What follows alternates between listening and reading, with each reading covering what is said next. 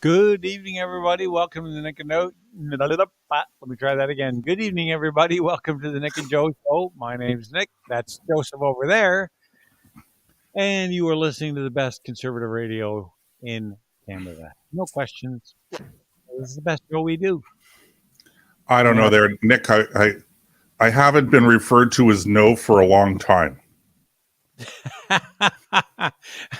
I've heard no a lot. I get that a lot too, Nick. I get that a lot too. Trust me, it's funny how that happens. It's been nuts around here the last week, Joseph. I got to tell you, getting ready to we've got the farm up for sale and getting it purging after 23 years in the same place, raising a whole bucket full of kids. You would not believe the stuff that gathers in the corners.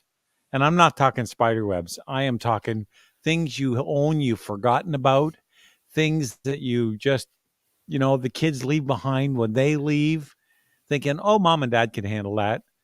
And it got so bad that 2 nights ago, I had to look at my wife at 10:15 and say, that's it. You are done. You are going to bed and you're going now. You've been at this since 8:00 in the morning without a break. It's time. So finally she went, finally trottled off to bed, and believe me, she was asleep before she hit the floor, or hit the mattress. Well, I hope I'm glad she hit the mattress while she was asleep.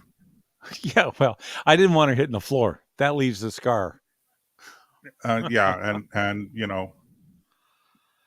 okay. Anyway, I'm trying to think. I'm trying to be witty, but I can't think of what to say that's witty. So I'm just going to let it go.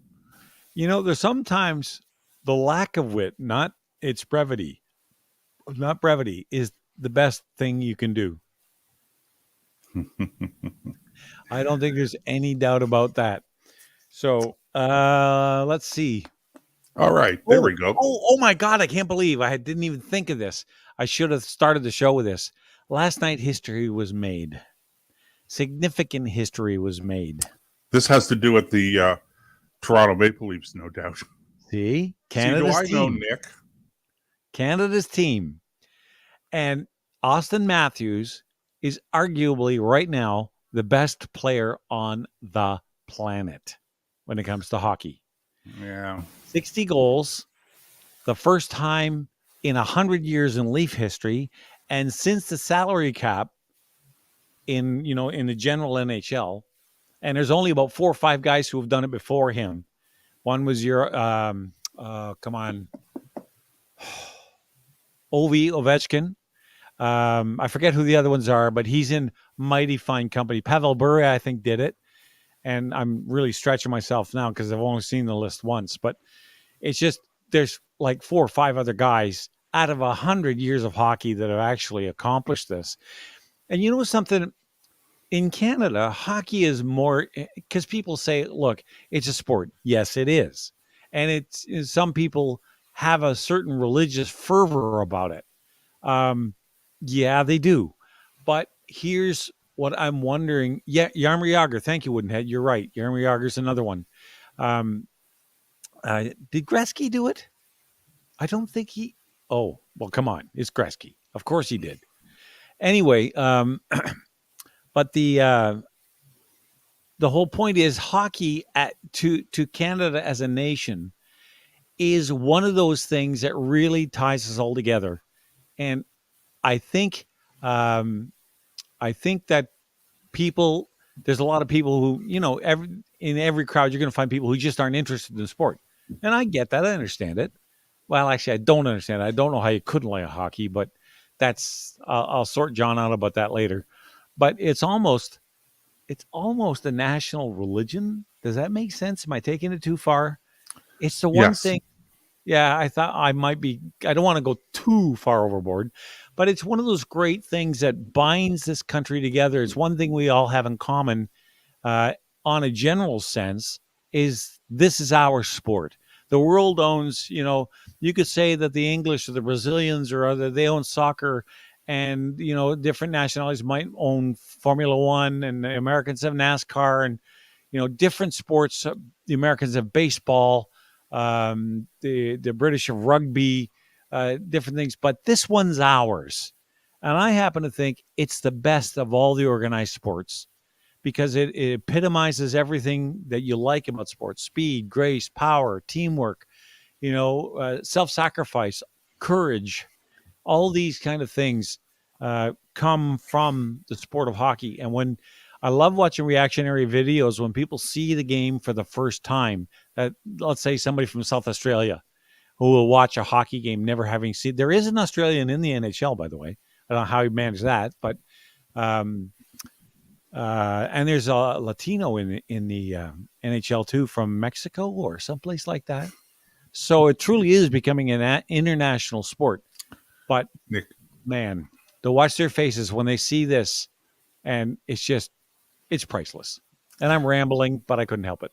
no, that's okay. And ladies and gentlemen, join us next week for Nick and Joe Sports Central. Oh, I don't know if I could say that. That's probably copyrighted or something like that. Sports not central. Sports not if central. If it isn't, then we should.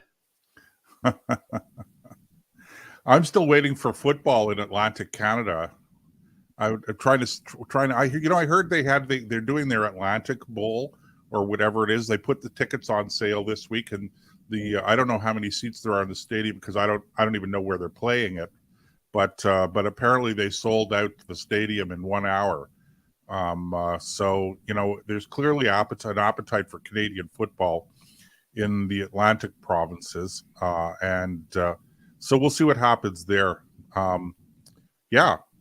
Hockey, football, rugby's a little bit more than English, by the way. Just wanted to make that okay. clear. Well, I'm not a huge fan of rugby. Like I appreciate. Don't get me wrong. I think it's a great sport. I just don't have much interest in the sport itself. Well, maybe I would if I watched it, but I get to pick about 2 or 3 sports I can follow. Good because of my wife. She said, "Look, pick 1 or 2, and that's it." So it's football, Canadian football, and hockey for me. That's what I pay attention to. Craig says, I just reading his comment. Now we just need a team up here to bring home the Stanley Cup. Well, Craig, guess what? This year, and I know they say it every year, this is the best Leaf team that's been on the ice in 50 years. No question in my mind at all. And if they are going to bring it home, this is the year it's going to happen. If it's not going to happen this year, we'll see. Just remember this, okay, Nick, and all of our listeners and viewers out there. Just remember, it's the Toronto Maple Leafs. Okay, that's right. So just keep that in mind. Okay, stay calm, relax. We'll see what happens. I remember last spring or whenever it was that we were in the playoffs, and Nick and I were walking into the studio we had in Ottawa at the time, and Mike. Remember, Mike was with us. Yes. And Mike and Nick, of course, was going on about the Toronto Maple Leafs and how great they were doing, and this was their year. But they were going to face the. They were 3 games up, weren't they, on the Canadiens? Boston. No. They were 3 games up on Montreal. In Montreal, that's right. The series 3 games to nothing. Yes. And it was the game 4 was that night. And Mike turned to Nick, our friend Mike. He turned to Nick and he said, "Just wait. The collapse is going to start tonight." I curse him every time I think of that. Every time I think of that, I just, no, thanks. You didn't need to say that. He's the reason why it didn't happen. And that's why whenever... I'm just laughing at the graphic that John put up. I don't know if you're looking at that, Nick, but... They've been ha ha ha. Yeah. 1967. I was trying to post a link on my Facebook page. I was Thank watching, you, John. I listen. We always, a lot of times, we get caught up in these sports things. We have so many other things we want to talk about. But let me just close off. There's a great. It's about a 15-20 minute documentary on YouTube, and it's called 3 words: Too Many Men. Oh. And it's basically a short documentary on the 1979 Stanley Cup semifinal between the Boston Bruins and the Montreal Canadiens, and 4 minutes left in that game. The Habs are losing 4-3. Game 7, Boston in complete control, and they get called for too many men on the ice. Guy Lafleur, who just passed away, he did. Very surprising and unfortunate, tragic. 70 years old, hard to believe, right, Nick? And Mike Bossy just passed away a couple of weeks ago too. That's right. So Mike Bossy, 50 goals in 50 games. That was what his when he played for the Islanders, and he played his whole career for the Islanders. Getting back to this other one, Guy Lafleur scores, and then the Canadians win. Was it Jacques Lambert? I can't remember what Lambert's first name was, but was the coach, you mean? No, Lambert. He scores the overtime winner. The Canadians go on to win their 4th straight Stanley Cup against the Rangers. Rings a bell. I think that's right. I think it was Jacques Lambert. I can't remember. Anyway, very interesting little YouTube video, because they interviewed Don Cherry, who was the coach of the Boston Bruins at the time. Yep. Scotty Bowman, who also is no longer with us. He was coaching the Canadians at that time. I didn't know he passed. I didn't know he'd passed. Yeah. Scotty Bowman passed as well. Because a couple of years ago, as I recall correctly. One of the greatest coaches in history. The winningest NHL coach. He coached in Montreal, coached in Detroit as well, and I don't know if he coached anywhere else, but a brilliant hockey coach. Anyway, there it is. And from the Toronto Maple Leafs to Elon Musk purchasing Twitter. This guy, I mean, God bless him.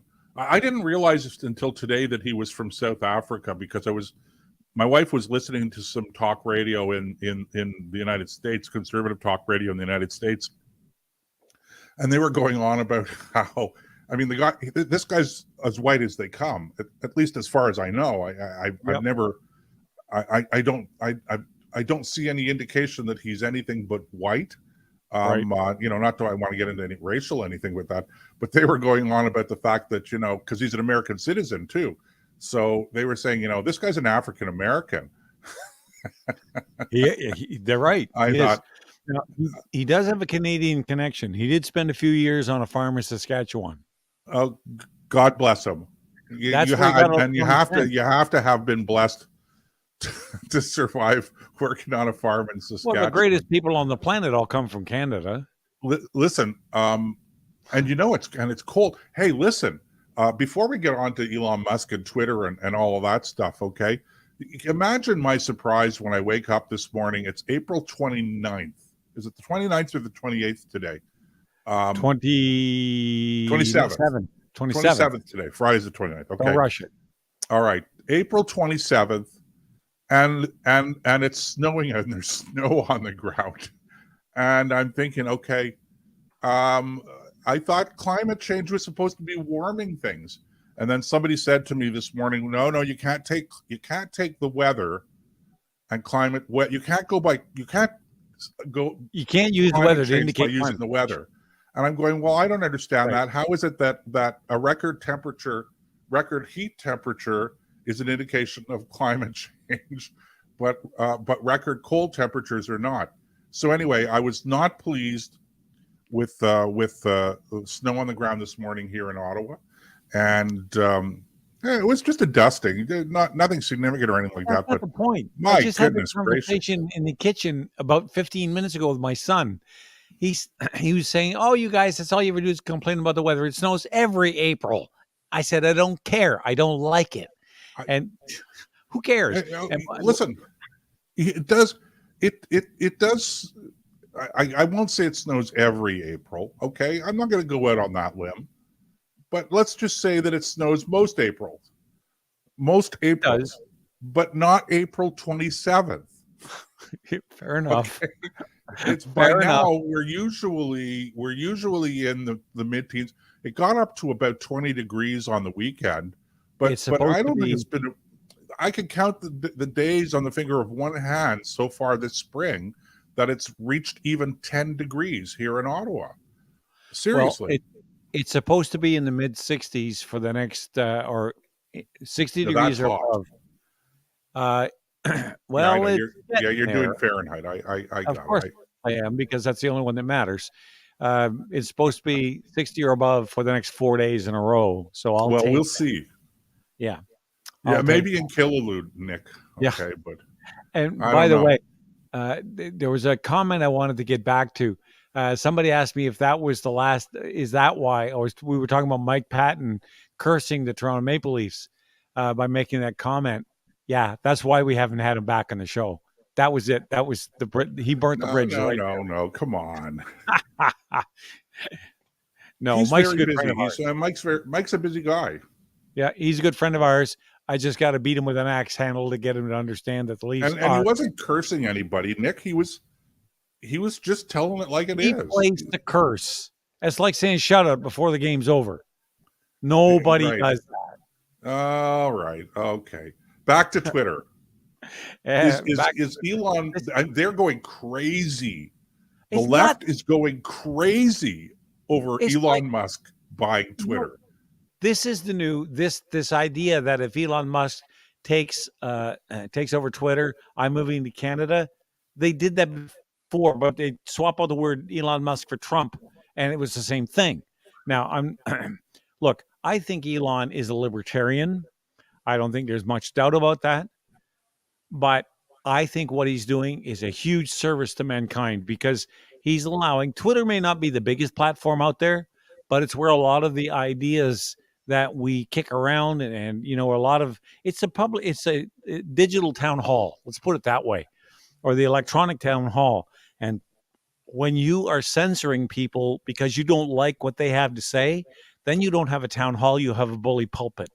And it's about time that somebody set that straight. So hopefully he'll buy YouTube and he'll buy Facebook too and do the same thing there.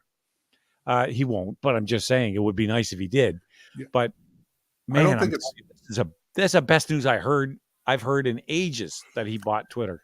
well. It'll be interesting because I don't think that there's any question. I don't think that there's any question amongst fair-minded people who follow what's been going on that the Facebook and Twitter and these other social media platforms have been engaging in censorship, and it hasn't been what's really sort of thrown fuel on the censorship fire has been the whole thing about COVID, and there are people out there who are saying, look, we want to make sure that that people are getting the right information about COVID, but they're only getting one side of the argument, and they're not. And then if you're saying, I think that there are things that you have to be concerned about with vaccinations, and let me reiterate what I've said many times on the show. I'm not anti-vax. I'm vaccinated myself. I get a double vaccine. So, I'm not preaching anti-vax. I'm saying that there are people out there that have concerns, and there's data to support that they might have something to be concerned about. It's completely subjective how concerned you are based on whatever the statistics are. But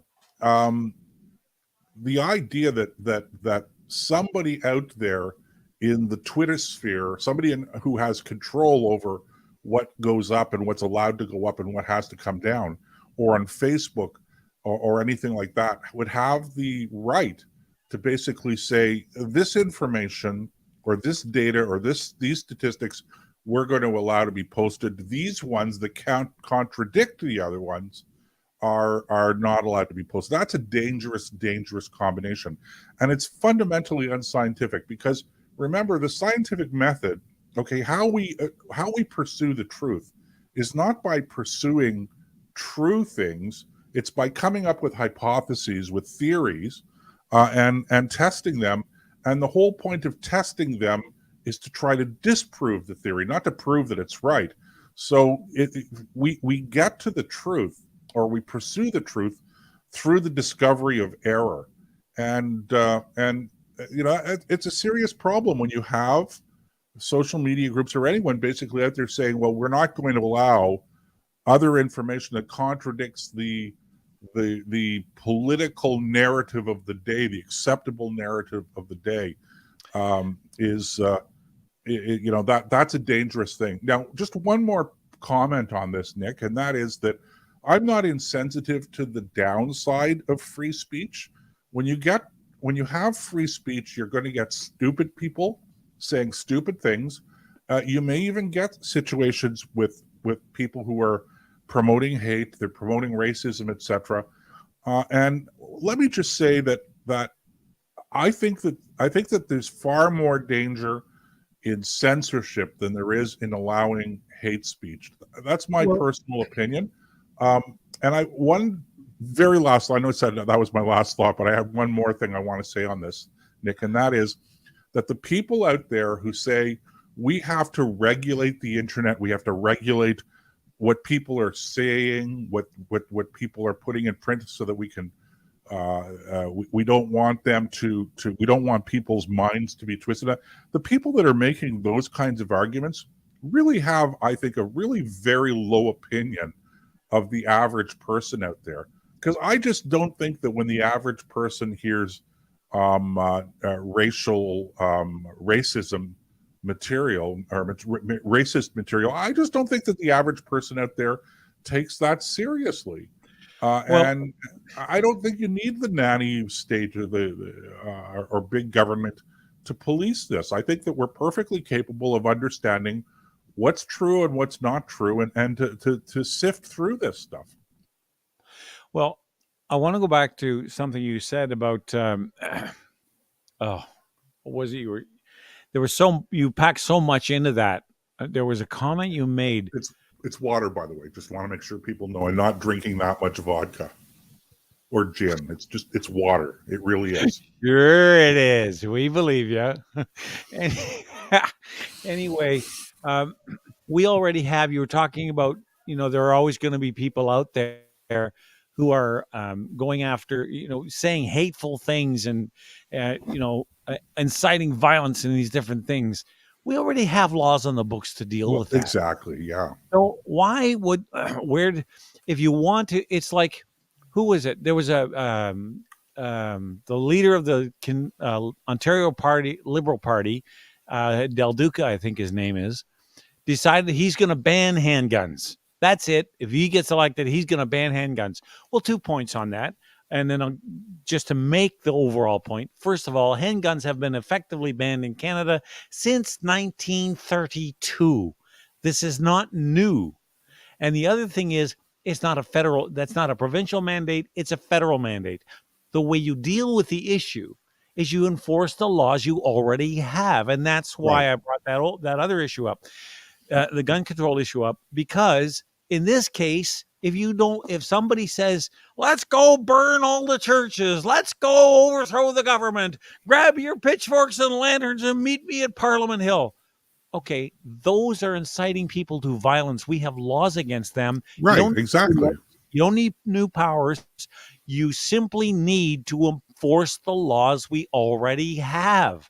Just because you pass a law doesn't mean people are going to obey it. And the more laws you pass, the easier they are to ignore, because you even forget what they are.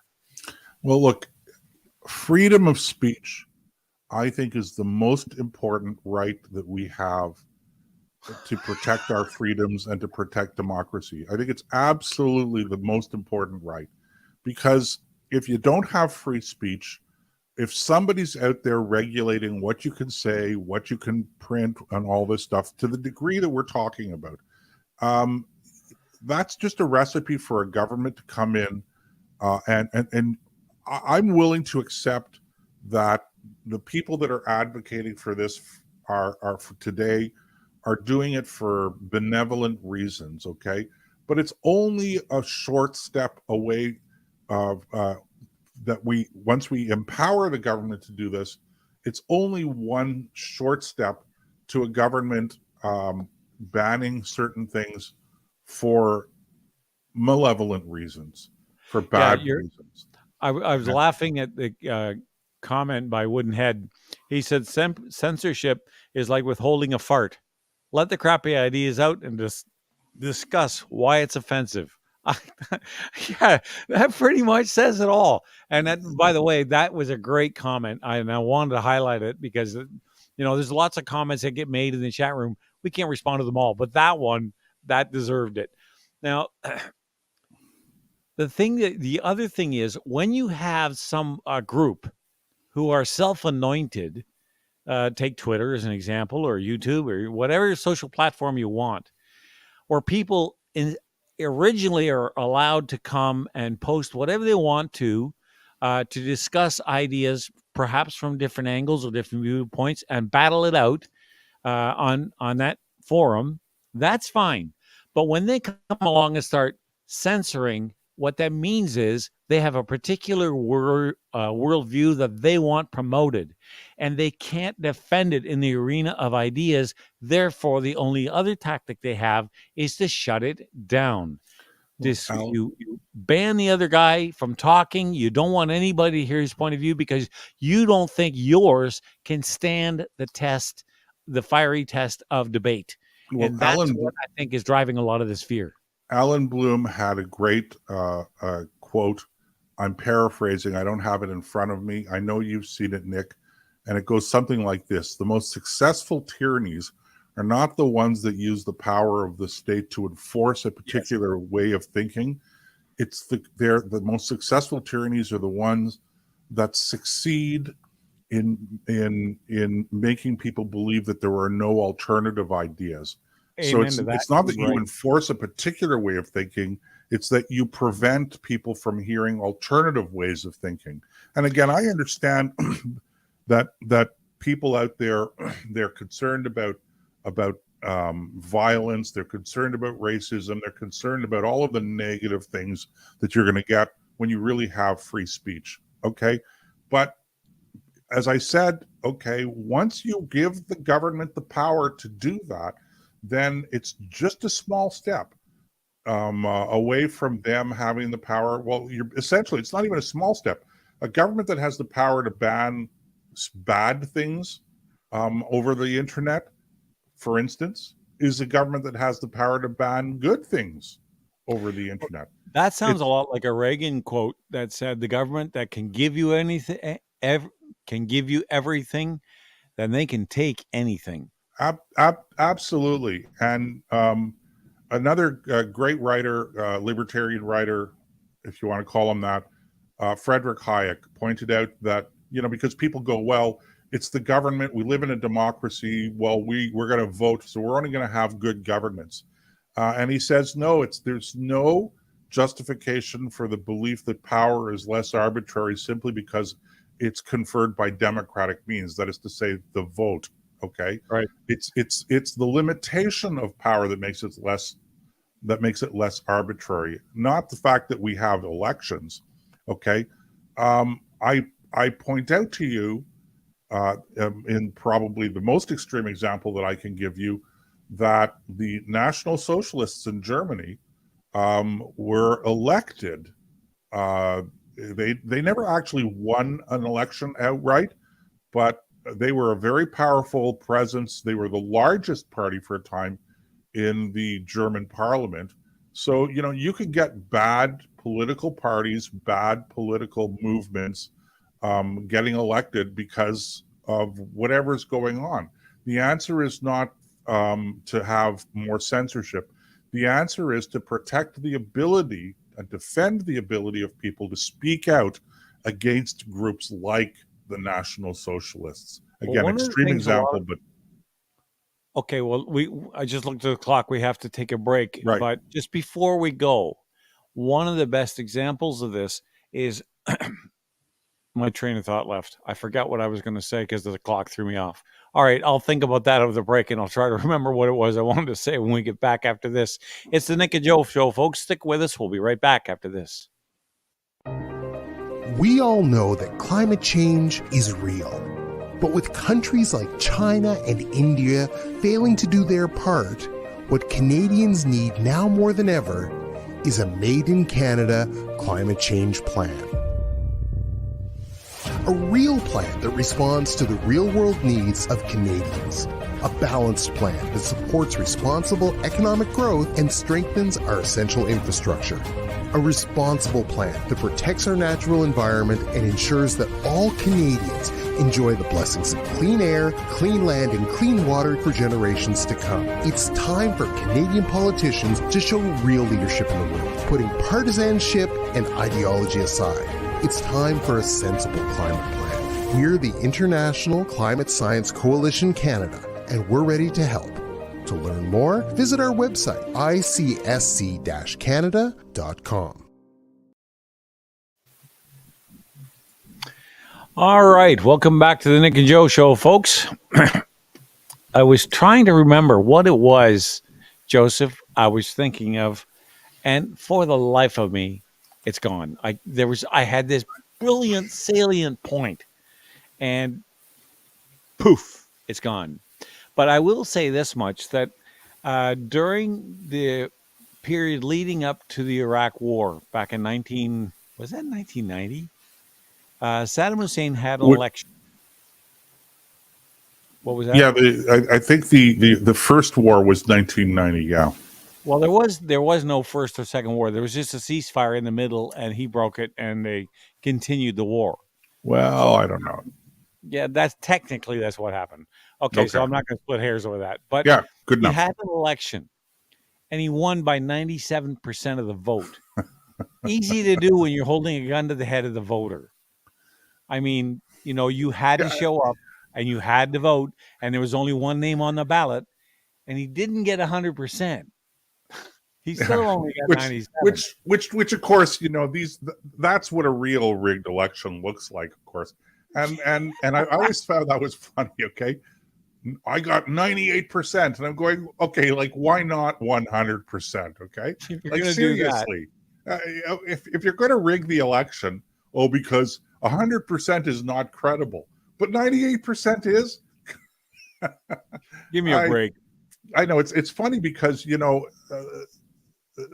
regimes that do this are they so much lack credibility. Everybody knows that they're lying. Even the people themselves that live in that country. Alexander Solzhenitsyn used to say, or Anatoly Sharansky, when he used to talk about how it was in the Soviet Union.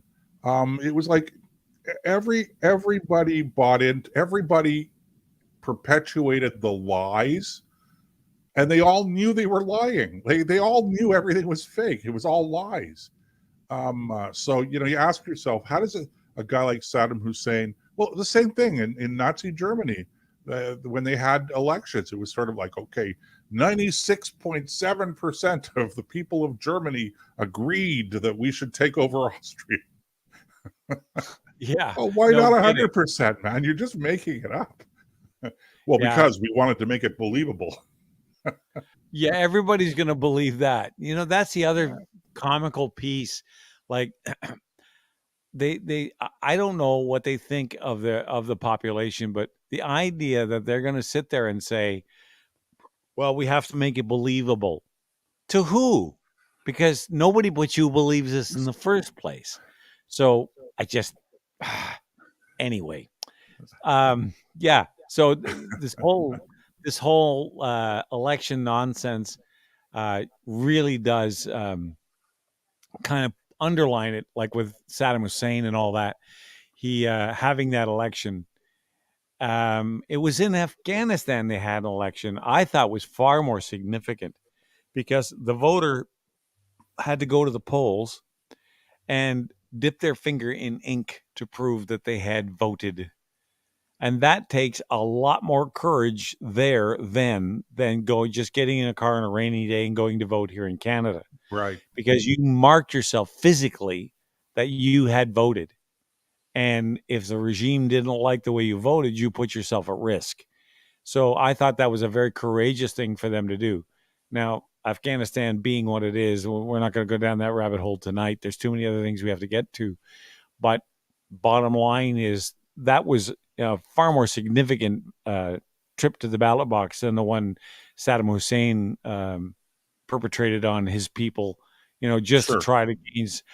It's like Kim Jong Un saying we're undefeatable. Yeah, if nobody ever fights you, of course you are.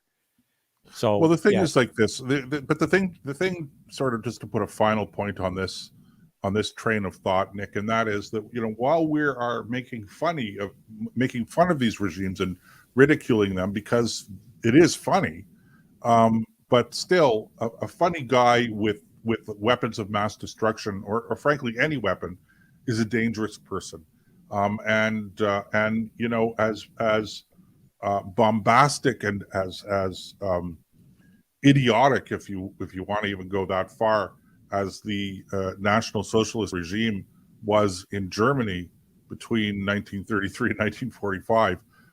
Let's not forget that they took on virtually the whole world in a war, and came close to winning. So just because they are ridiculous doesn't necessarily make them less dangerous. And those are things that we have to always remember, not to dismiss the dangerousness of some of these regimes simply because we look at them and go, okay, Kim Jong Un or whatever his name is. I mean, he's a buffoon, right? But yes. He's a dangerous buffoon. Which kind of leads me, Nick. Which kind of leads me to the whole situation that's going on in Eastern Europe right now. And we've talked about this before, and just when things seem to be, calming down is probably not the right phrase to use, because it's still a war going on. But just when you think things are sort of settling into a pattern which ultimately may be manageable, maybe there's room for some talks here to have some sort of an armistice or whatever, and then along comes the international community, and I think that they take measures, or they do things or say things that escalate the situation, and then of course now we have the Russians, who themselves are escalating the situation by cutting off natural gas supplies to Poland and Bulgaria, simply because Poland and Bulgaria were refusing to pay for these supplies in what they were purchasing from Russia in rubles. And of course, they want to pay for them in American dollars, because the American dollar is essentially the international standard to use for these payments. And that's what the contracts that were signed, the agreement was that they were going to pay these in American dollars.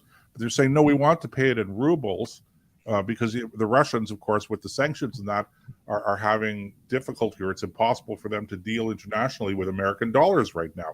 So the Russians demand being paid in rubles, which will help prop up the value of the ruble. The Poles say no. And so the Russians say, well, fine, we're not going to give you gas.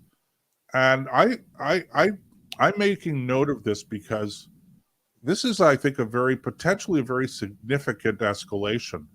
And I don't know where that's going to lead, but that's a pretty significant thing to do to other countries, is basically, cut off their supply of their energy supplies. Now we're heading now towards the summer, not that big a deal. I heard somebody say, in fact, it might have even been you, Nick, that mentioned to me that the Poles are saying that they don't really care, because by next winter they won't need Russian gas anyway. Yeah. I don't know. I don't know how they're going to pull that off. Maybe they have supply coming in from Western Europe or whatever, but it's a real problem. And again, we might make fun of Putin and his posing, shirtless, with a hunting rifle, riding horses and stuff like that. Okay, and okay, that just looks ridiculous. And how can we take this guy seriously? But as ridiculous as they are, we have to take these people seriously. Well, Craig makes a great point in the comment section. He says Putin is basically the same as Saddam Hussein in North Korea. Their military isn't worth much. Unfortunately, Putin has nukes, therefore he's a danger.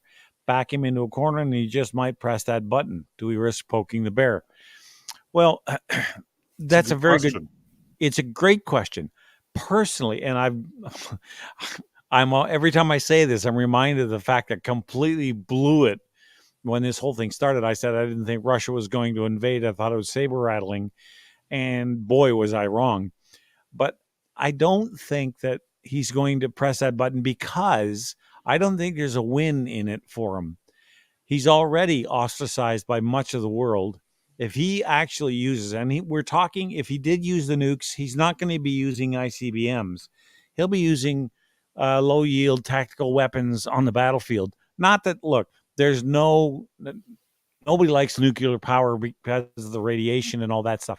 So I'm not suggesting nuclear weapons, I should say, versus nuclear power. I'm not suggesting this would be a good thing, that even if he did, it'd be okay. No, you don't ever want to see, a mini mushroom cloud on a battlefield. But there's no real win for him in this, I don't think, because if he does use a tactical nuclear weapon, even if NATO does not respond in kind with one of their own, NATO, what's been made clear in the Ukraine conflict is that if Vladimir Putin cannot beat Ukraine, what chance does he stand against NATO? If that's the case, then how does he win that? How does he present this as a win to his people if all of a sudden his military gets crushed by the Western powers for using a tactical nuclear weapon? I just don't see that happening. Yeah, well, there's always a danger. There's always a danger in trying to figure out what's going on in the other person's mind and the other side's mind. And again, not that you shouldn't try, but the danger is that you end up you end up projecting your own values and the variables that you would use in making those calculations onto your opponent. And that's potentially a problem, because really we don't know how he's making his calculations. Yeah, we don't know. We don't really know what his goals are here. I would say that if his goal was to annex the regions of Ukraine in the east that are largely, if not predominantly, Russian anyway in terms of the population, I think that's a fairly easy goal to achieve at this stage. You sit down.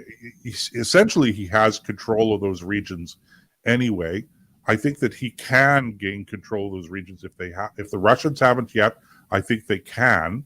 I have, from the very beginning of this conflict, I have been puzzled by the desire, or by the strategy of attacking Ukraine and trying to take the capital, and I never understood why, especially if the you Russians think didn't just try to take the eastern border region that they were claiming was going to precipitate the conflict in the first place. So I never really understood his point. If you're worried about having NATO on your front doorstep, then why invade a country that puts NATO on your doorstep? Ukraine was kind of like a buffer between Poland and Latvia and all these other, those Balkan countries. Right. So you're worried about NATO on your doorstep. So you invade the neighbor of a NATO country and put NATO on your doorstep. I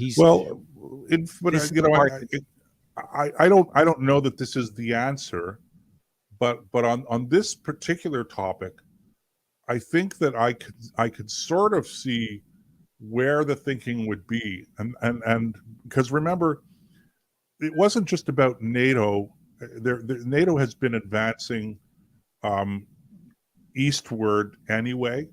So I mean, Poland is part of NATO now, and some of the Baltic countries are Yeah. part of NATO now, and so and the Ukraine wanted to be part of NATO, and the NATO allies, of which Canada's one, basically, rather than saying no, we don't want to provoke unnecessarily the Russians, they left the door open to that, and I think that actually was a mistake.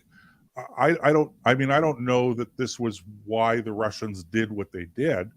The whole NATO thing might have just been a pretext. I really don't know, and I don't think any of us really know.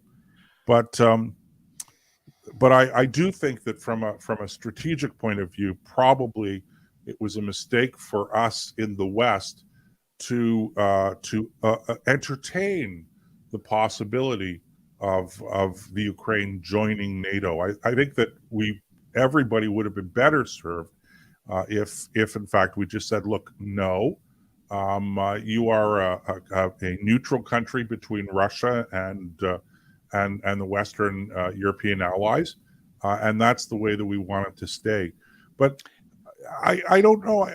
This is the problem: is we just don't know what it is that he wants.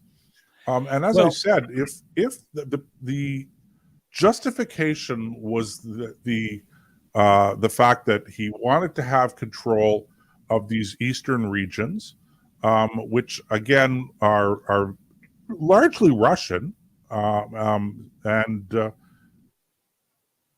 I mean that was the casus belli, if you will, and but that's something that he could have achieved without a full-on invasion of Ukraine. And when I say that, obviously, just invading the eastern region is a full-on invasion. But what I mean is this whole idea of we're going to attack the capital city, we're going to send rockets and bomb towns and villages and cities in western Ukraine. I don't know what that achieved. And so for me, that's what's really kind of making this into a big puzzle for me, is I don't know what he's trying to achieve. Well, one thing I think is sure, that he did not expect the resistance he got. I think that's fair. Yeah, because let's face it, he's used to rolling over very much smaller opponents and crushing them like bugs with long distance artillery, and not a lot of casualties. Look at Chechnya, look at Georgia and places like that. The individuals he was fighting against put up quite a fight, but it was nothing like he encountered in Ukraine. And he was hoping for a rapid victory that he could say, see, mess with me and here's what happens. And again, you're right. We have no way of knowing what's going on in his head. All we're doing is looking from 10,000 miles away at a battle that we're not part of. Not, we only get what the media feeds us. So that's all we have to work with. So, and that's another good point. With the weakness of the presidency in the United States, because this would not have happened with Trump in office. And not that I'm a huge Trump fan. I get quite a giggle out of him, and I can't wait for him to get back on Twitter.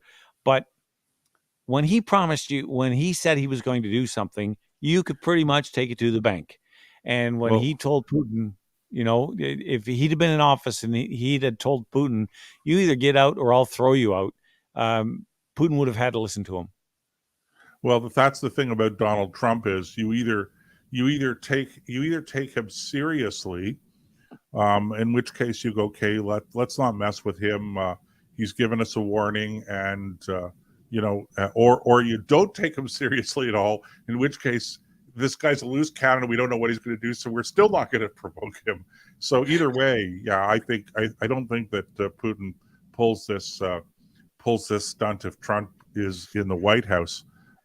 Quite frankly, I don't think he would have pulled this if anyone else had been in the White House. I think this is a Joe Biden thing. But yeah, I agree with you there.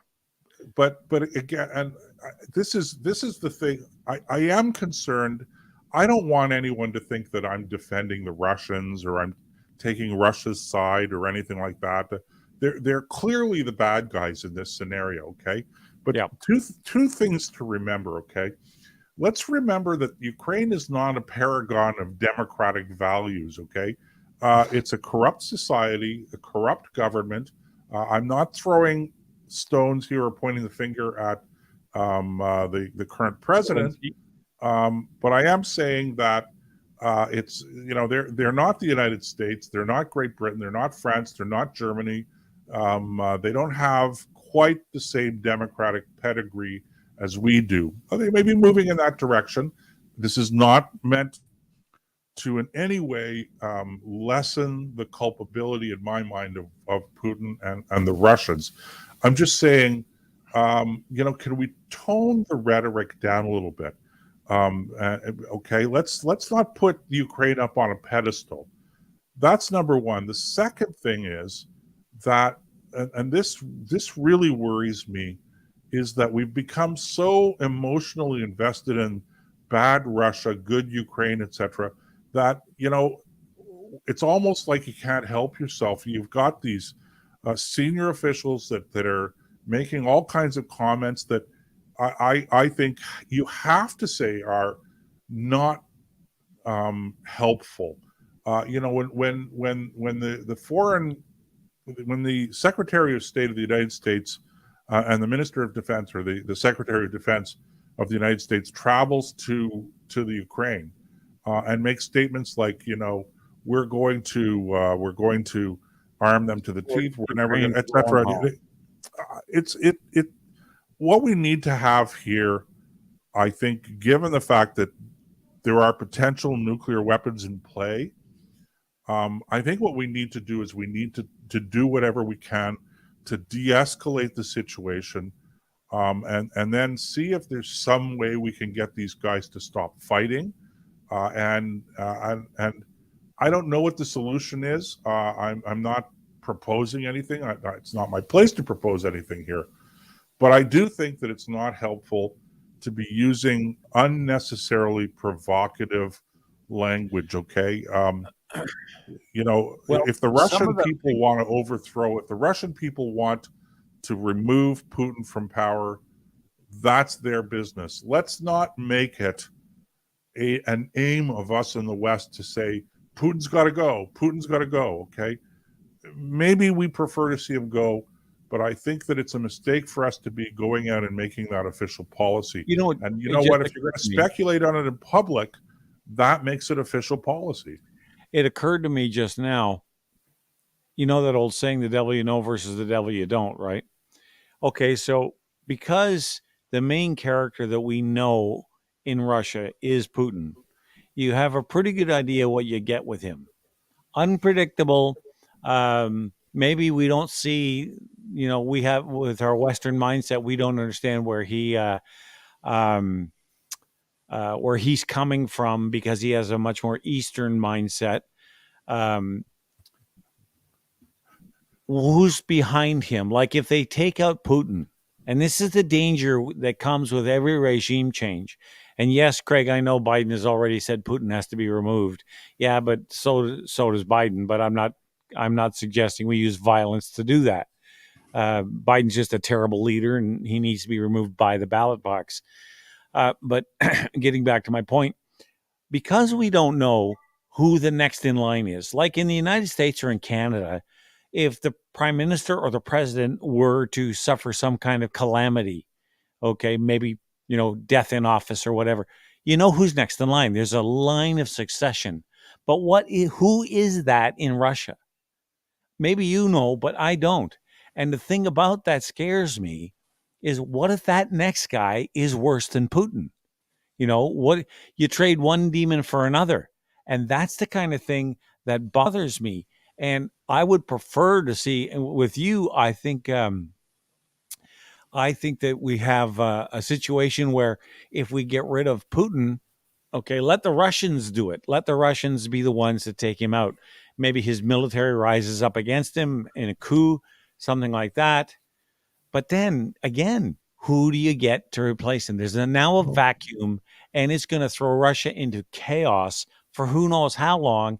And you think nuclear weapons are in play now. Imagine if there was a regime change and the country breaks up into factions about what happens with the thousands of nuclear weapons they have. Well, it's a funny thing you should mention that, because a large number of the nuclear weapons that are in the possession of Russia now were actually, because remember, the Ukraine was part of the Soviet Union, and they were actually in the Ukraine, and when the Soviet Union broke up and Ukraine became an independent country, they had actually an agreement negotiated with the Russians, and they basically gave them back they basically said, we don't want nuclear weapons here, even though a lot of the Ukrainian military, they were all part of the Soviet military, right? So they basically shipped all those nuclear weapons over to the Russians, and so the Russians have all the nuclear weapons, but the Ukrainians don't.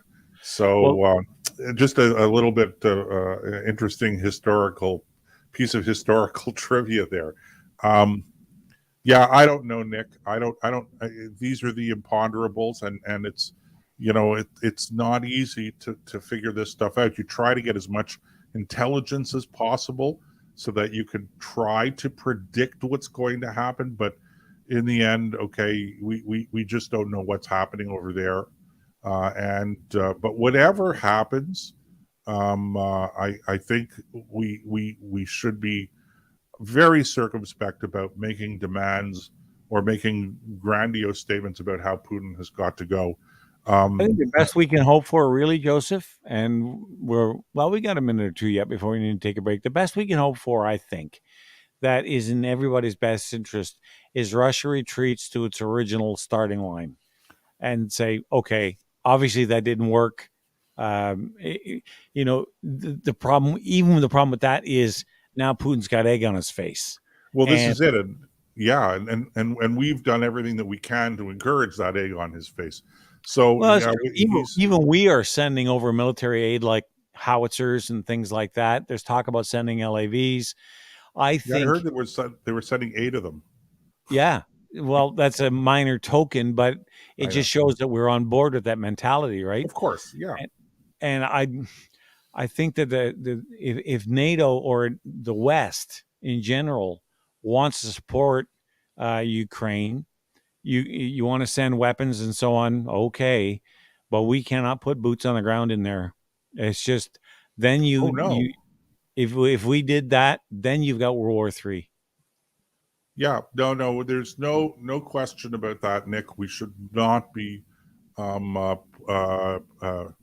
we should not be putting troops there, and we still need to be careful about even what we're doing in terms of providing military aid that's not actually personnel. Again, who knows what the situation is going to turn out to be. I can't predict the future any better than anybody else can, but it's a dangerous situation, and nobody should underestimate the danger level here that we're engaged in, as well as the complexity of it. Amen to that. With that said, it is time to take a break. So we'll Joe and I are going to step away for a couple of minutes. So if you've got refill your favorite beverage, go to the bathroom, whatever you need to do. We'll be back in a few minutes right after this. We all know that climate change is real. But with countries like China and India failing to do their part, what Canadians need now more than ever is a Made in Canada climate change plan. A real plan that responds to the real-world needs of Canadians. A balanced plan that supports responsible economic growth and strengthens our essential infrastructure. A responsible plan that protects our natural environment and ensures that all Canadians enjoy the blessings of clean air, clean land, and clean water for generations to come. It's time for Canadian politicians to show real leadership in the world, putting partisanship and ideology aside. It's time for a sensible climate plan. We're the International Climate Science Coalition Canada, and we're ready to help. To learn more, visit our website, icsc-canada.com.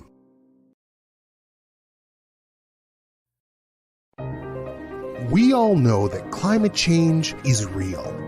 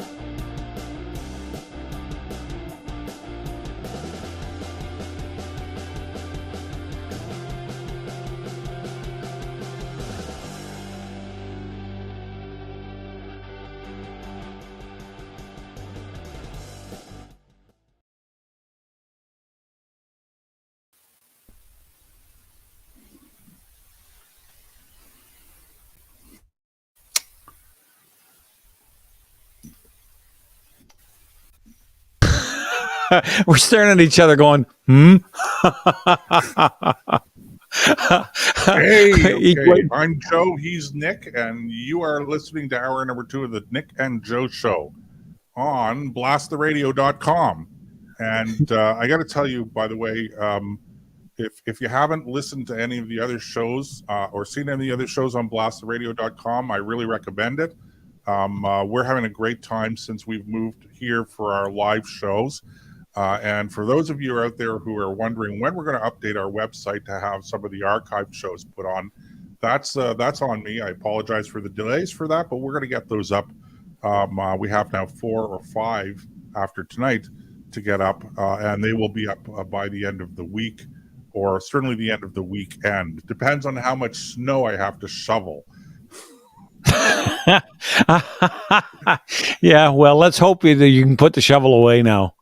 I don't know. I'm not going to take any chances, Nick. It's every time I think to myself, okay, we've got it beat.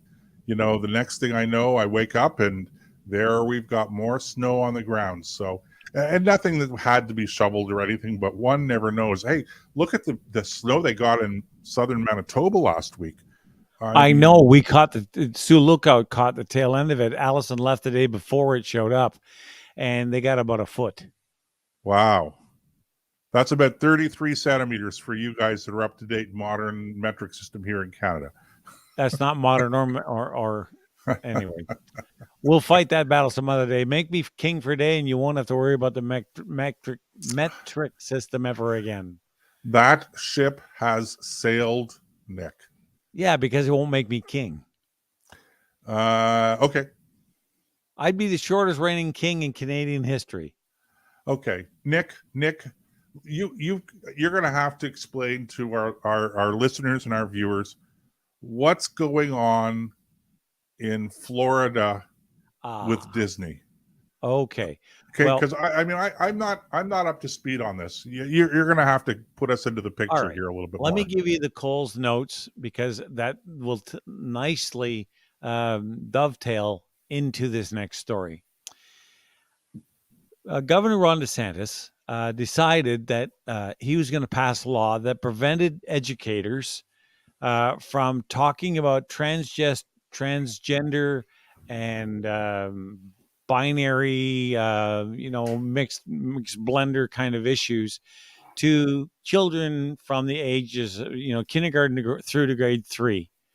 And the media immediately grabbed onto it and called it the Don't Say Gay bill. Well, he responded like a heavyweight fighter, and he said, no, that's not what it is. That saying is not anywhere in the bill. This is not about that at all. And he really pulled a reporter through a knothole over it, because he said, you are intentionally misleading. He said, well, it's what your critics are saying. He said, I don't care about them. What does the bill say? So he took them to task. And then Disney decided that they were going to get in on all this, and they didn't want this law to pass. And they came out with a lot of people working for Disney came out and said that by a lot, I'm not talking like tens of thousands by any means, but a large minority came out and said, we're the writers, and we want to put transgendered characters in our movies going forward, and we're going to change the way we greet people at the gate, and we're just going to be sensitive to the transgendered and the alphabet soup crowd.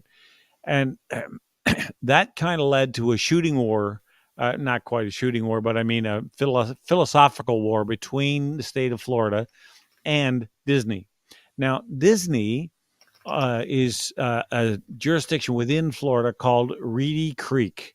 And Reedy Creek was given its own special status back in the 1960s because they wanted Walt, who was still around then, Walt Disney, to build a theme park in Florida. And that's why Disney World is where it is. And they made him sovereign of his own little country. They gave him all kinds of freebies and powers and the ability not to pay taxes. And they even would have let him build a nuclear power plant if he'd have wanted it. And that's been going on for 50 years or more. And DeSantis said, listen, stop messing around in Florida politics. You're an entertainment company. And if you don't, we're going to pull that plug. And on top of that, the government in Washington D.C. There's a certain time frame, and I can't remember quite what it is, but their patents on Mickey Mouse and all things Disney is coming due next year. And especially given the way the elections look like they're going to go in November, the midterms, there's a very good chance that Disney will lose protection rights over its patented caricatures like Mickey Mouse and so on. And that will cost them tens of billions of dollars in lost royalties. So this is not a small game that they're playing. Now, what happened then is the word about what Disney was doing got out, and Americans, the story I'm leading up to is this one. 68% of Americans less likely to do business with Disney after company sexual politics revealed. All right, let me share just a paragraph or two of this story so people understand. A Trafalgar Group poll asked news reports reveal Disney is focusing on creating content to expose young children to sexual ideas. Does this make you more or less likely to do business with Disney? While a scant 9.4% say they would be more likely, in other words, they like the direction that Disney is heading to do business with that company, a whopping 68.2% are less likely. The poll differentiated between Democrat and Republican voters, and even among Democrat voters, they were 48.2% less likely to do business with Disney. Now, when you wrap all of this up in a ball and you look at it, what you realize is Disney is in big trouble. They're losing people who subscribe to the Disney Channel in the tens of thousands. Now, that in and of itself wouldn't sink Disney. Maybe they could survive the loss of royalties, or maybe they could survive the loss of their special status in the state of Florida.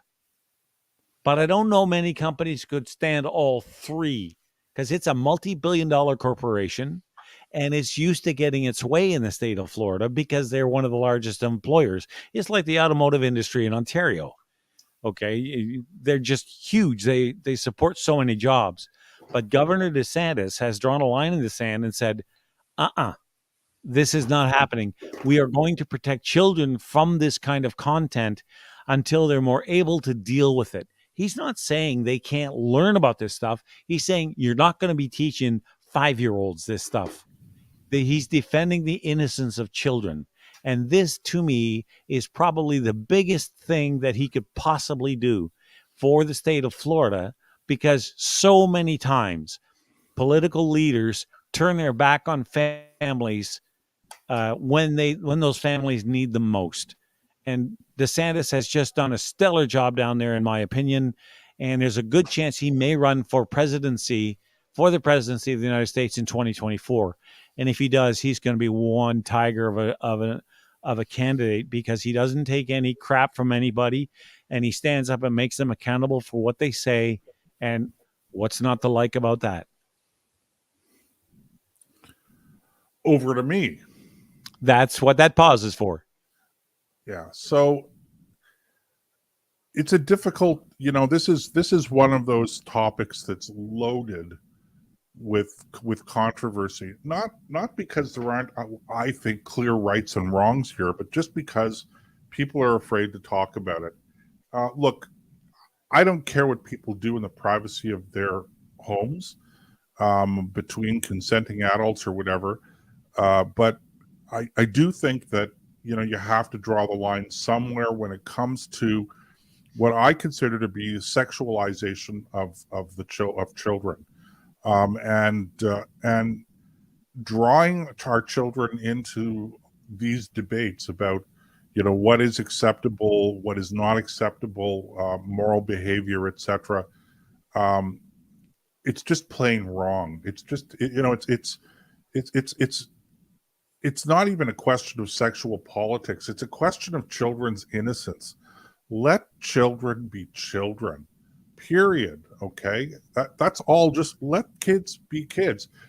I remember. I'm pretty sure Walt Disney made the movies like with Kurt Russell, the computer with tennis shoes, okay, and things like Right. that. This was great kids entertainment, okay. The other ones, gosh, now I'm starting to think about Fred McMurray, and there was Son of Flubber, or I can't remember now. Whatever. I remember when he invented this thing where people were they could put this rubber thing in their basket in their shoes, and they were playing basketball, and they were able to jump. Yeah, it was Flubber. 30 feet. Was that it? Son of Flubber? No, it was called Flubber. Flubber. Okay, Flubber. Okay. Right. And then there was. I think the movie was called The Mad Professor or something like that. I don't know. And that's the compound he came up with was Flubber. Right. These were great movies. And all right, maybe not as sophisticated as some of the stuff that you see today. I'll grant you that. Okay, it's older entertainment. That's great stuff. And there's my wife bringing me a glass of ice water, and now leaving. And she didn't realize that she's a star now.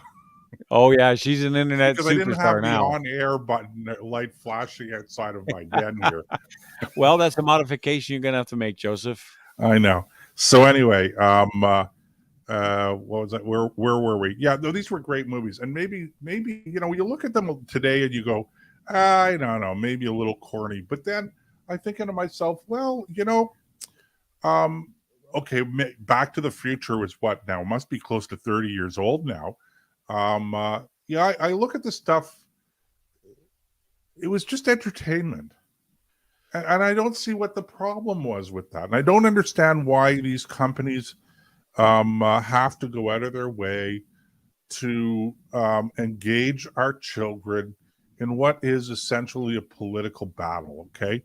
For better or worse, right or wrong, let's forget about all of that stuff right now. And let's just let the kids be kids, and not pull them into this stuff. And they're not. I think you make a great point, also, Nick, and that is when it comes to these things, and it's not just the sexual stuff. There's other political stuff here too that goes on, and I'm going. Children are not equipped to process this stuff, and it really is, whether it's intentional or not, it really is indoctrinating our kids. And again, what we were talking about earlier, removing from them the idea, the awareness that there are different points of view. And kids these days, they're growing up in this atmosphere where they're exposed to one point of view, and one point of view only on so many of these issues. They grow up, they go through high school, they're getting it in the education system now. Off they go to college, and they're so naive and so ignorant of the diversity of opinion in the world. Good opinions, bad opinions, okay? And ultimately, when you're not equipped, when you've had no exposure to alternative points of view, when you don't exercise your judgment muscles in your head, if you want to use that term, how are you prepared to make serious decisions over serious issues later on in life when you are an adult? And I don't know, Nick. I have never really thought about this much. I haven't studied it, but it's possible that some of this stuff, when you look at it, it's really contributing to what I have to say is almost the infantilization of our society at large.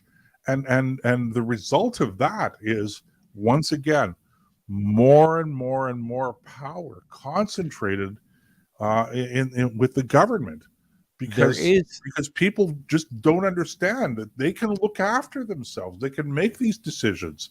When you're talking about if I can interrupt for just a second. Yeah, I was going on a bit of a rant there, and I was starting to lose my. Oh, that's what we specialize here, Joseph, is ranting. Okay. But It's the water, point by I the was way. going to Just it's make is water. I watched a comedy piece the other day from a place on the internet on YouTube called, um, oh, come on, Dry Bar. It's called, and Oh, just right. I've comment. seen this. Yeah. Yeah, and the one that's there is the one that I really took notice of was called "The Three Little Pigs Like You've Never Heard It Before." Now I don't know if you've seen it, Joseph, but I got to tell you something. I watched that, and he makes the point. He said in Shakespeare's time, Shakespeare had a word. This is just talking about infantilizing, the modern world here. And he said that in Shakespeare's time, he had a working vocabulary of 54,000 words. I can't even count that high.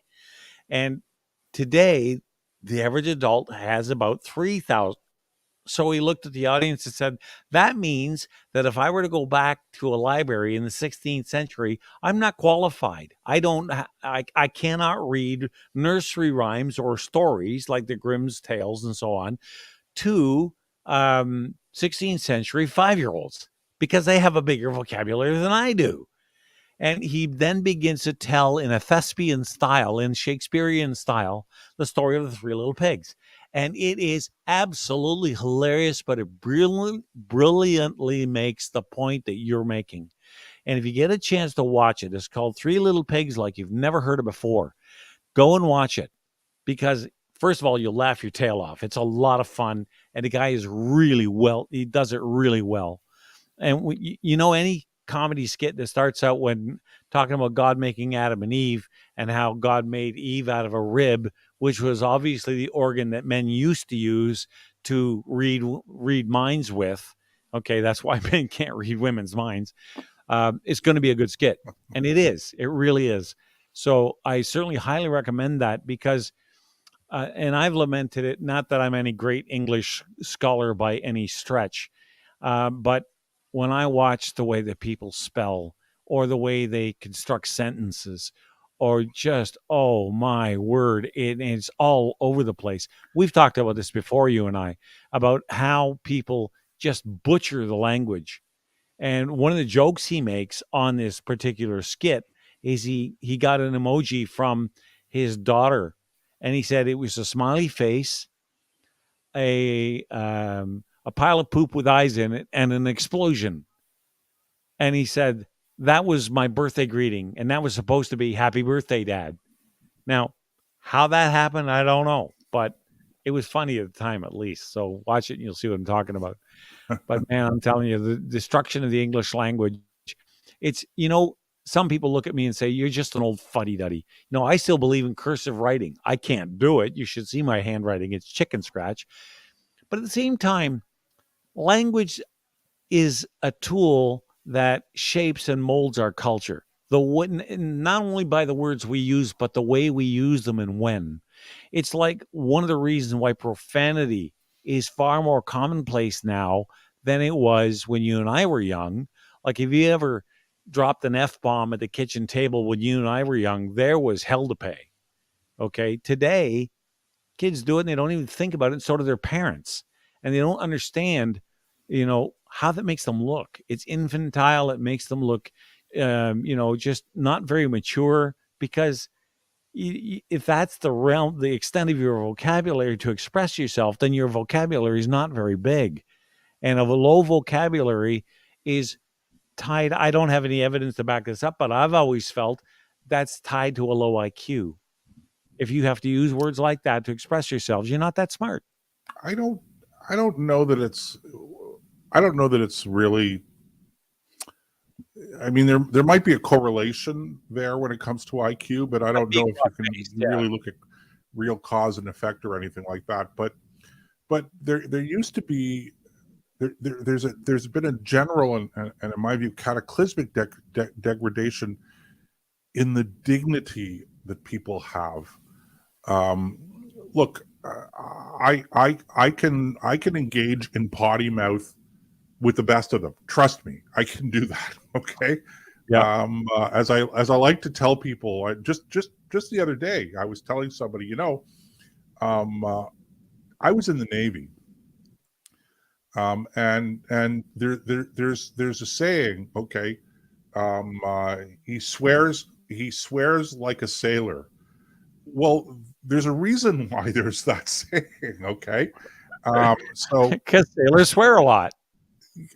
I don't know what it is. I don't know why, but the reason I said to this person, I used to be in the Navy. I said it to this person because the second part of that phrase is, so I don't have virgin ears. Okay. There's nothing that you could say to me that I haven't heard before. But the words don't shock me, Nick. What shocks me is who is saying it, who is using that language, and in what context the language is being used. And as I said, I could swear a blue streak with the best of them, trust me, or the worst of them, depending on your point of view. But I wouldn't do that in certain, there's an appropriate time, I guess, if you want to say there's ever an appropriate time, but there are clearly inappropriate times. And we used to think this way universally. Like, people used to dress, more decently, more conscientiously. There was more, dare I use the word, chivalry, holding the door open for people. Yeah. Okay. Now, I'm not going to say that doesn't happen anymore, but what I will say is that it doesn't happen as with often the regularity as it used to. Yeah. And so it's almost like we're losing in our society the sense of decency. And by the way, this is not universal. It's not across the board.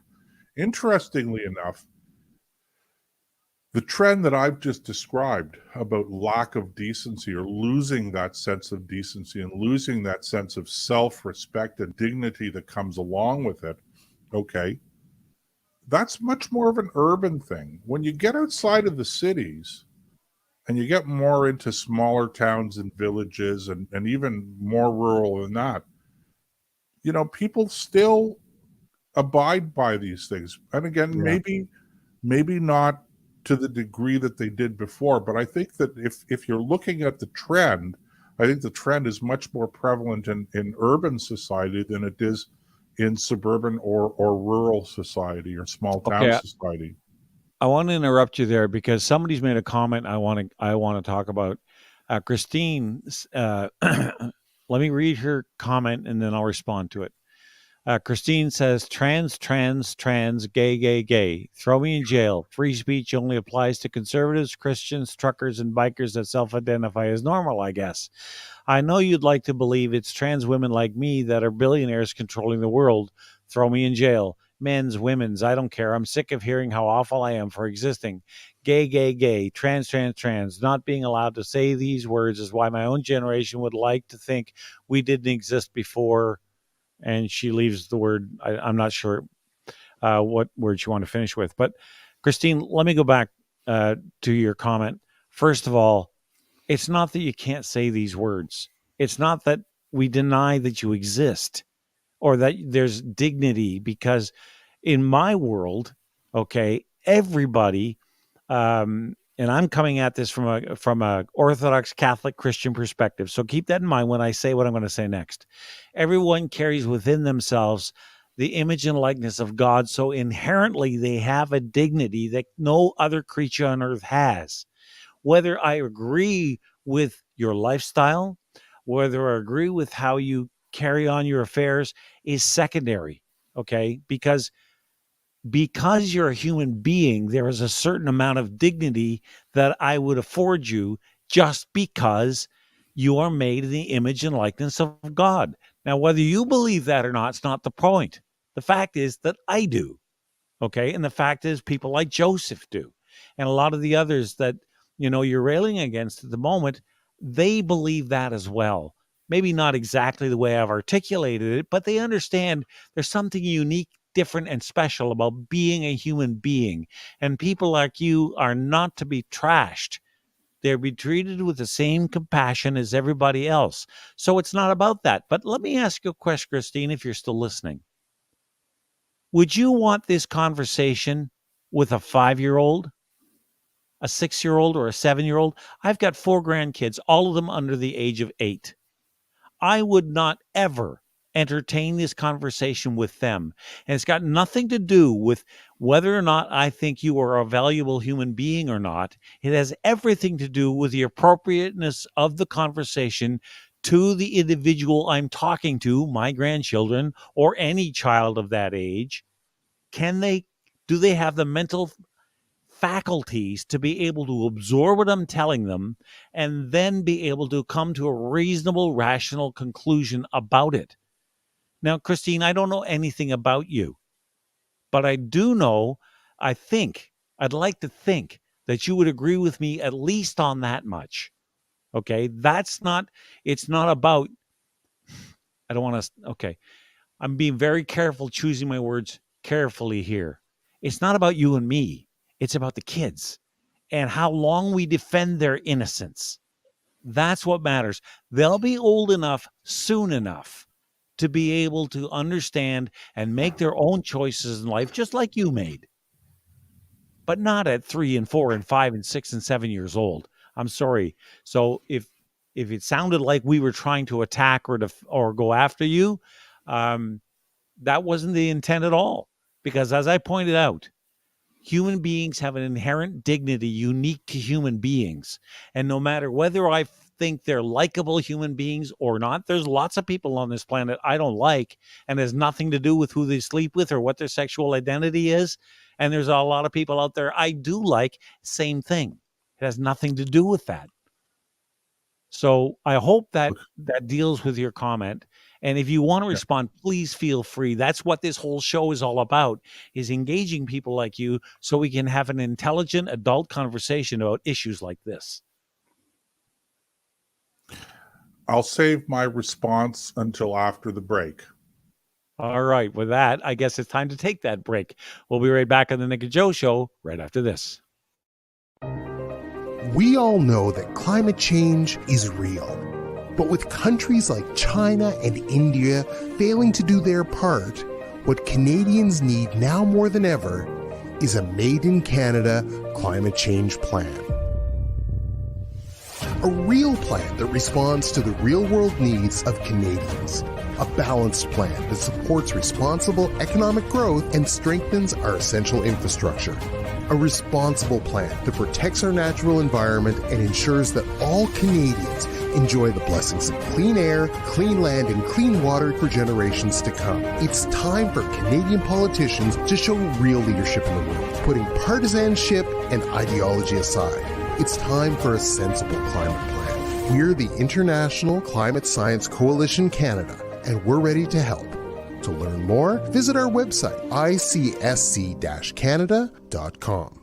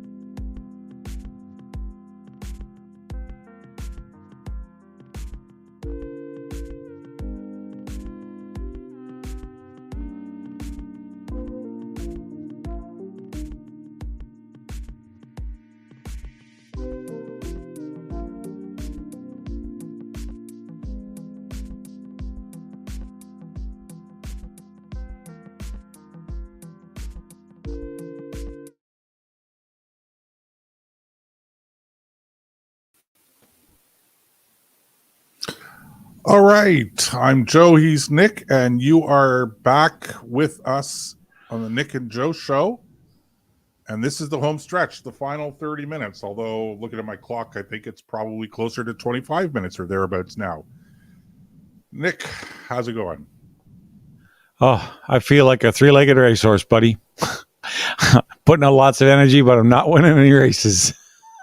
Anyway, I just want to respond to your comments just before we went away for the break, Nick. Yeah, sure. And also Christine's comments and that. And I wasn't sure. I read the comments Christine's posting, and I wasn't sure exactly where she was coming from.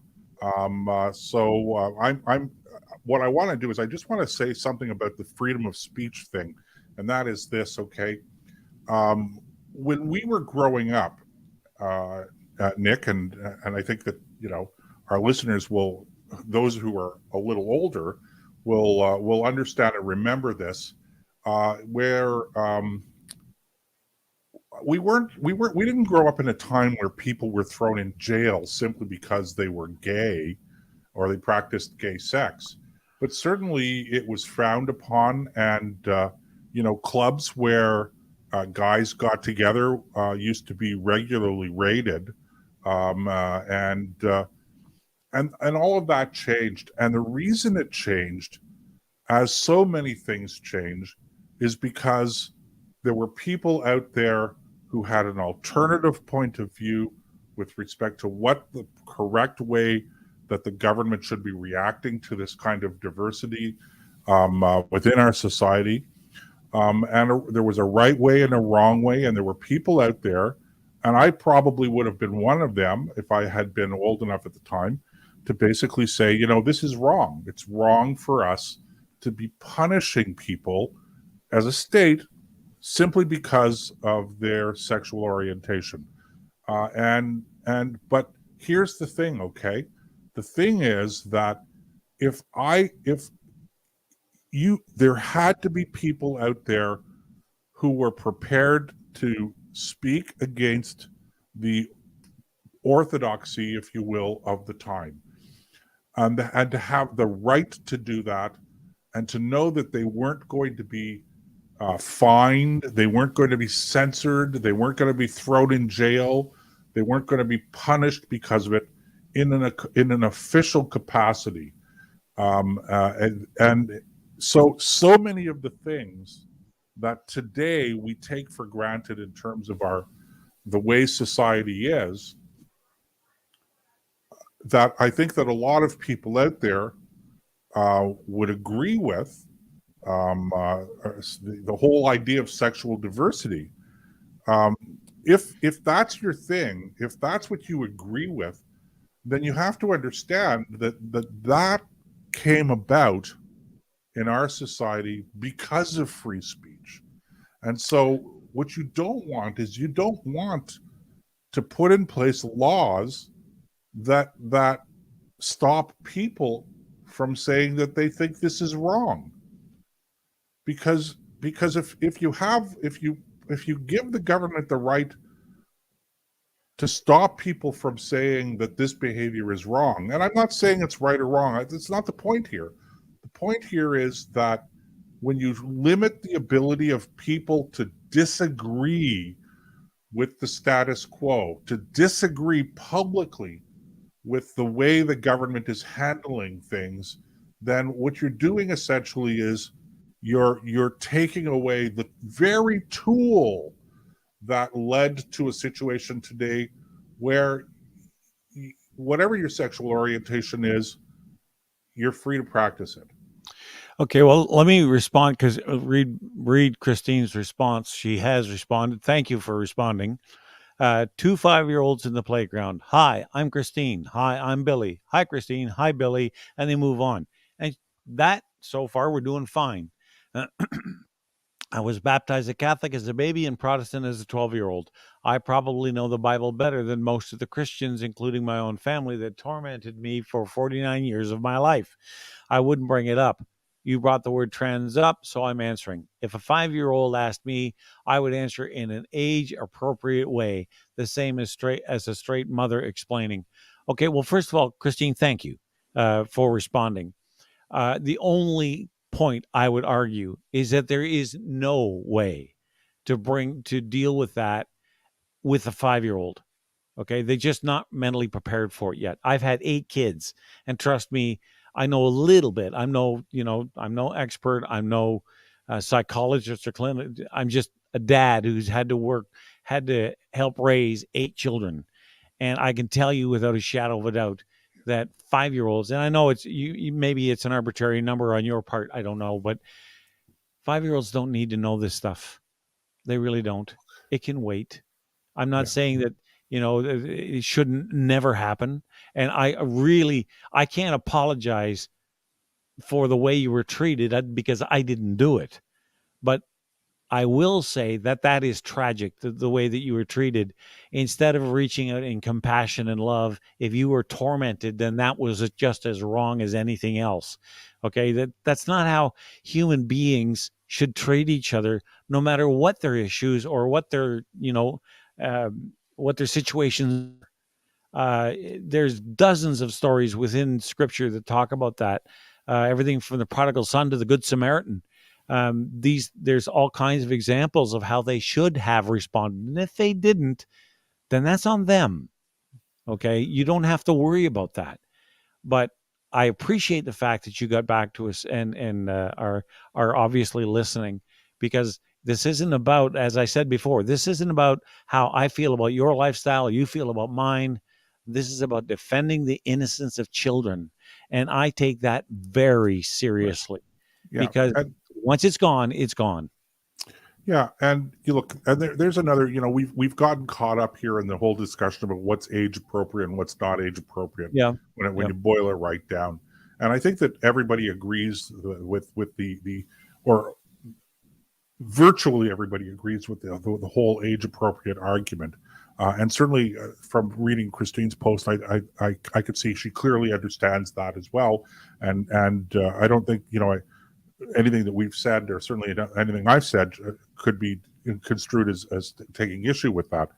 But there are other elements of this whole argument when we get into the whole sexual fluidity thing and gender expression, etc. And what we've done is, I think, Nick, is we started out by doing certain legitimate things.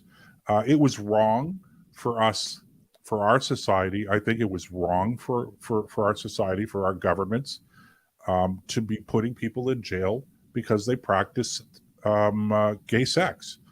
I don't think it's proper for people to do that, but that's my opinion. I'm not the Pope, and I'm not the chief rabbi, and I'm not interested in trying to impose those views on anybody else. That's between me and my God. I'm busy enough trying to be a good person according to the rules and strictures of my religion.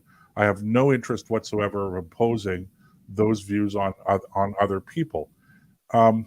Having said that, what we've done is we've gone way beyond what was an appropriate response to injustice, where now we're actually creating injustices on the other side, and stuff that I hesitate, or I venture to say, is completely indefensible. For instance, okay, we pass laws about gender expression without any kind of a sense of what gender expression even means. Now, there are people out there might have an understanding of what that means in their own minds, but there is no actual legal definition. So we get crazy situations where a woman who goes seeking refuge in a women's shelter, having gotten out of escaping an abusive relationship with a man, goes to a women's shelter, and she finds herself in a shelter with a man, and this is not somebody who's trans, but a man this is an actual case that happened with this guy who was in Toronto, and this guy, beard and everything, okay? but he was expressing himself as a female, which he's entitled to do by law, and so he's seeking refuge in a women's shelter because that's his gender expression. And here is this woman who's just escaped an abusive relationship, and she doesn't want to be sharing a room with a man. Okay, it's not hard for us to understand that we want to be sensitive to the situation that this woman finds herself in. So when she makes a complaint and says, "I don't want to be with this person, I feel very uncomfortable," she was told that she had no right to complain, and that the very fact that she was making the complaint itself was a human rights violation. I mean, at some point in time, we have to ask ourselves, is this really what, is this what Martin Luther King would be fighting for if he was around in this day and age? Look, the idea of somebody losing their job in the public service because they happen to be gay or they happen to practice gay sex, okay, that's wrong. I think we all agree on that. That battle's been fought and it's been won. It was fought and won on the back of free speech, okay, for starters. But second of all, okay, now I think we've gone too far, where we're creating these crazy laws that, like we were talking about earlier in the show, Nick, how it used to be in the Soviet Union. Everybody understood that this was nonsense. This is nonsense. We all know it, but we're afraid to say anything about it. Yeah, because we know that we're going to get in trouble if we say anything about it. Okay, That's where the free speech thing comes in. We have to be able to have intelligent, mature, informed debates about some of these things, and somehow or other we find the balance, settle into a balanced situation where people's rights are respected and their dignity is respected, etc. And that's the only thing that I want to have. And when I'm told that I can't have that discussion, that I can't raise an objection, I can't even raise a concern without risking being prosecuted, whether it's a police prosecution or it's a human rights prosecution, there's something really, really wrong with that. All right, let me deal with. I dare say, Nick, just to finish the thought, if that was what we were doing, if we had these kinds of laws in place 40 years ago, okay, and 45 years ago, we'd still be in the dark ages about this kind of stuff. You have to allow the debate. And in that debate, you're going to have people sometimes that are going to go say stupid things and take stupid positions. And the rest of us out there are mature enough and intelligent enough that we don't need to be sheltered from that. We could sort that stuff out. So that's, there we go again. I'm just, It's okay, because I want to deal with Christine's second last post.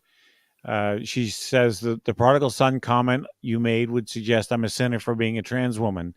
Okay, first of all, in my worldview, from where I come from, we are all sinners. It's not unique to you. And believe me, I've got my own share of faults, and my wife will back me up on that 100%. No. In other words, you're understanding what I was trying to say is flawed. It's not that you are a sinner, unique, that we're all of us are broken in some way. All of us carry scars. All of us have these wounds that have to be healed. And that's what I'm talking about, not about whether you as an individual are a sinner or not. We are all sinners. And that's what's most important about that. So I just wanted to make that point because I don't want to continue down the religious rabbit hole. Christine, if you want to, go to my Facebook page and personally message me, and we can have this debate if you want to. I'm not trying to shut you down. It's and even what she just said, being trans isn't an illness or a sin. No, my point is, whether that is a sin or not isn't the point. All of us make mistakes. We say things about people we shouldn't say. We harbor grudges. There's all kinds of different ways that people fall short, and the way that we identify that is what we call sin, and it's something that we all struggle with. I do just as well as you do, just as well as anybody else does. So it's not that. That's not what we're saying here at all. All right, just man, Joseph, the time is just flying. This has been a great show. I'm really enjoying the second half, especially because it's fun to have a discussion with somebody who sees the world from a different perspective than you do. Yeah, and these are sensitive issues. I totally get it. And there are feelings, one way or the other about it, and I understand. And the only comment I would make in response to Christine's last comment is, when she says about nobody's criminalizing that's just factually wrong. Again, from a purely legal perspective, okay, is it criminal? No, but you could still be prosecuted without actually without being criminally prosecuted. So it is a problem, and the very fact that I'm saying it because I think that people who have an alternative point of view should have the right to express it. If they feel that the basis of the family is a man and a woman, a husband, a father and a mother, and children, you have every right to disagree with that, and nobody should be told that they can't say that publicly. And Okay. and I see Christine, you're saying no, that isn't true. I don't know if you're reacting to what I'm saying, but all I can tell you is if you think that what I'm saying is wrong, you are wrong. That's going on right now. One in this thing country. I will say about this conversation that we're having with Christine, and I'm really enjoying, is that whether she agrees with us or not, this is what free speech looks like. Right. And she's free to disagree with us. And Of course. neither side, neither Christine nor you or I are throwing mud, calling names, putting the other down. This is the kind of thing that free speech should be. So if she has a different view than we do, we don't mind if she's listening. We don't mind if she makes comments. As a matter of fact, we encourage it because because I've always enjoyed the most intelligent and the most stimulating conversations are with people who disagree with you. If you're standing in a room and everybody around you is going, yup, you're absolutely right, you're running out of things to say in a hurry and it gets boring fast. So Christine, I should say, if nothing else comes out of this conversation tonight, I hope that when the show is over, you can go to bed tonight saying, well, at least I got a chance to be heard. And, there was respect on both sides, because that's what we try to foster here. And Joseph and I have been working at this for over 2 years to make sure that when somebody calls in or texts in or however they communicate, they get a chance to have their say. Because even if we don't agree with it, doesn't mean that we think any less of the person who's making the comments. Yeah, and can I also just let me make one theological point as an Orthodox Jew. The fact that something is a sin for me in my religion doesn't make it a sin for you in your religion. If you don't believe, if you're not following a particular religion, and I know that this is not a universal point of view. There are a lot of people out there that have this idea of universal sin, etc. But the fact is that we don't do that. Certain behaviors are considered sinful in my religion. That's my religion. That's not your religion. That's between you and your conscience, etc. And if you don't have a problem with that, I don't care. It's not a problem whatsoever. Anyway, a very interesting discussion, and how we ended up going down this rabbit hole, I don't know, but I'm glad we had the opportunity to at least chat. Anyway, thank you very much, Christine, for your participation in the show tonight. I think it's and you're welcome back anytime. Yeah, absolutely, for sure. Boy, that's, Joseph, there's only a couple minutes left in the show. These 2 hours have just flown, and it's been a lot of. I like to think there's been a lot of information exchange, and it's been certainly quite the last hour. That's for sure. So I look forward to who knows where we're going to go with this next week. And you know what? I got to agree with something you said right off the top when you talked. And I want to give a nod to our producer, John Melky. He's doing a great job running the show, and just love working with him. He's okay. I'm perfect with folks that feel that their religion pertains to them. Great. So we have common ground, Christine. Thank you. That just sums me up. I've never understood people. I understand that there are religious groups out there that have theologies that have this idea of universal and all that. But what is a sin for me, because it's in my religion, doesn't mean it's a sin for you. You're not, if you're practicing Orthodox Jewish, then that's a different question. But if you're not, I mean, what do I care what you do or don't do? It's not my business. All right, there it is. Anyway, interesting debate. I appreciate all of the participation, and especially yours, Christine. Thank you very much for that. All right, with that, I think we still have a couple of minutes left, Nick. Yeah, we do. You know something? I can't tell you how much I'm looking forward to spring. Like, I know we didn't talk about climate change. We talked about the weather a little bit, but I am so sick. And the older I get, the faster I get sick of winter. Like, I can see why people become snowbirds, I always used to wonder, well, come on, why are you going to Florida? It's only a couple of months. All of a sudden, when the hinges start to get rusty and it's not as easy to get out of the chair as it once was, and the cold seeps into the bones, and just, oh man, I tell you what, I'll be glad to see the grass. And the grass actually out here on the farm is starting to come up through the last year's remains of what was grass then. And the horses are out and they're beginning to do a little grazing now. So that's making it a little easier. But come on, springtime. I don't want to get any older any faster. If it showed up tomorrow, I'd be a happy man. Well, here's an interesting thought for you, Nick. In less than 2 months, the days are going to start getting shorter again.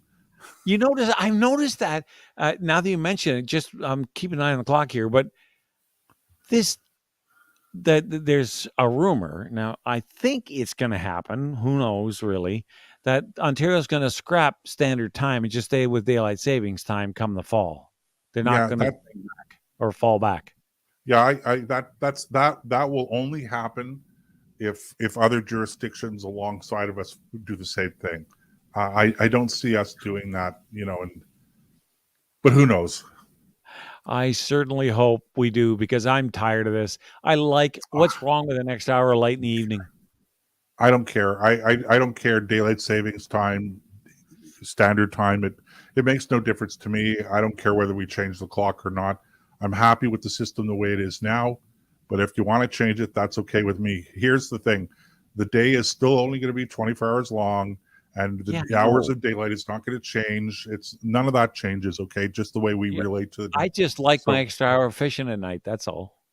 Well, there's nothing stopping you from doing your extra hour of fishing. Just because the clock says it doesn't mean that you have to follow the clock. Well, if you work till 5 and it's dark at 8, you lose an hour. But if you work till 5 and it's dark at 9:30 or 10 o'clock, well, then work till 4. Start at 7. Be a public servant. Sometimes you don't have control over it. All right. That's enough arguing over daylight savings time. Okay. Thank you very much for joining us tonight, folks. It has been a great show. I certainly hope you enjoyed it as much as Joseph and I did. We will see you all again next week. In the meantime, Ubiqueritas et amor, Deo CBS. Good evening. God bless. Don't let anything disturb your peace, and may you have a fair wind in a following sea. See you around, folks.